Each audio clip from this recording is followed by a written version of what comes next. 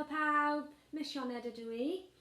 Heddiw, rwy'n mynd i darllen stori i chi am y crocodile oedd ddim yn hoffi dŵr.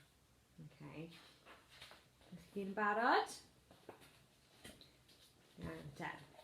Un tro, roedd yna crocodile bach. A doedd y crocodile yma dim yn hoffi dŵr. Doesn't like water.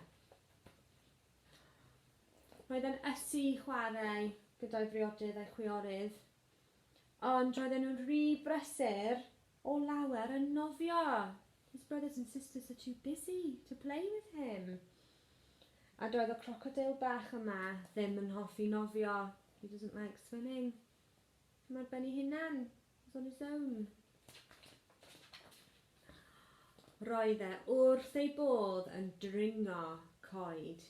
He likes to climb trees. Ond roedd e'n teimlo'n unig. Ac roedd e eisiau chwarae efo'i brodyr a'i chwiorydd. He feels lonely.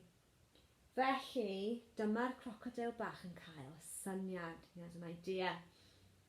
Penderfynodd casglu pob ceiniog roedd e wedi cael gan Dolwydd Teg y Dannedd at ei gilydd a mynd i siopa. He's going to go shopping. Y prynawn yna, that afternoon, aeth a'i gylch rwber, rubber ring, at lan y dŵr. Heddiw, roedd e'n mynd i chwarae gyda'i briodydd a'i chwiorydd. He's going to play with them. Ond, doedd e ddim yn gallu chwarae pêl. Can't play ball. Na nofio dan y dŵr. Can't go underwater. Ac iddo fe lwyddio i dringo'r ysgol, climb the ladder, doedd e ddim eisiau neidio, didn't want to jump. Ond doedd e ddim eisiau bod yn unig chwaith. He doesn't want to be lonely. Felly, dyma'r crocodile yn penderfynu rhoi un cynnig arall. Going to give it one more chance. 1, 2, 2 a hanner, 3! Splash! Ah, help! Oedd wir y crocodile bach yma bendant yn cysau dŵr. He hates water. Roedd e mor oer, a wlyb, ac roedd e mor drist. Drian. Ond wedyn, dyma rhywbeth rhyfedd yn digwydd. Roedd ei trwyn yn dechrau cosi. Starting to tickle. Roedd e'n chosi mwy, a mwy, a mwy, tan, a jiw! Wow, tan!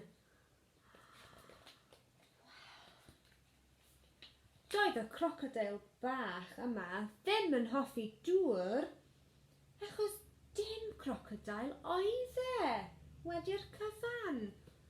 He's not a crocodile.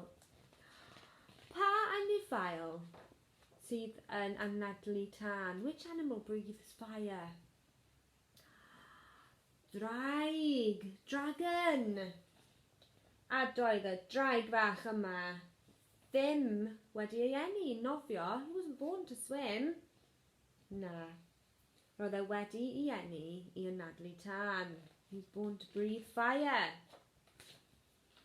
Ac roedd e wedi ei eni i hedfan, to fly. Gyda fo teulu, he's got his family. Lovely, y diwedd. Diolch pawb am gwrando ar y stori. Thank you everybody for listening. Gobeithio bod chi gyd wedi mwynhau y stori. Hope you've all enjoyed the story. A na i weld chi gyd yn o fuan. I'll see you all soon. Hwyl fawr!